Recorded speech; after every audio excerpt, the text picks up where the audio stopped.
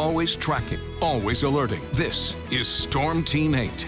All right, let's take another view. This is Grand Haven Coast Guard Festival, kind of the finale, if you will, of the fireworks. I think they're pretty close to the finale. And of course, we're wrapping up the Coast Guard Festival as well. Quite a week it was, just beautiful weather out there.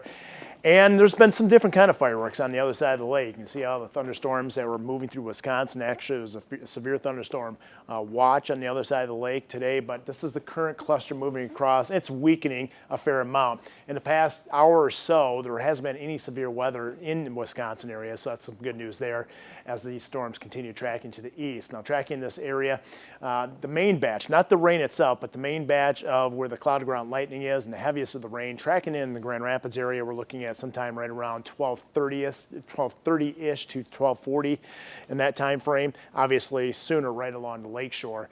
And that area of rain may just catch some of those spectators out there watching the fireworks as they go back through the channel back home. Okay, here's a live look. Muskegon over to Holland, Grand Rapids, and Kalamazoo still holding on to dry conditions, but Muskegon, you'll see the raindrops on that lens soon. Temperature-wise right now, it's a muggy night out there. We're well into the 70s. I think lows tonight will remain in the 70s, and this is the reason why. You can see all that moisture in the atmosphere. Anytime you get dew points in the 70s, it is oppressive and very sticky. Get used to it. This is the air mass that's going to be with us right on through this upcoming Thursday. Look at the dew point forecast, and you think it's sticky now. Look where it's expected on Tuesday.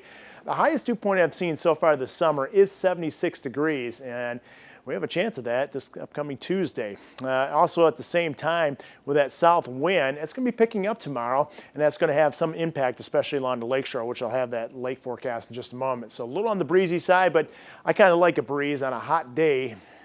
Kind of tempers the air a little bit, if you will. Okay, here's a warm front, basically a stationary front, but eventually this warm front is going to lift to the north for tomorrow. I think many of the storms are going to kind of ride just north of this tonight, so much of the activity outside of what you initially see on the radar moving across the lake should kind of shift northward. So here's the forecast for tonight, and that kind of, FUTURECAST kind of shows that most of the activity north of the Grand Rapids area rolling across northern lower Michigan as that warm front lifts to the north. You can see tomorrow we break out with sunshine. Once we do with that south wind, it's going to be a steamy one.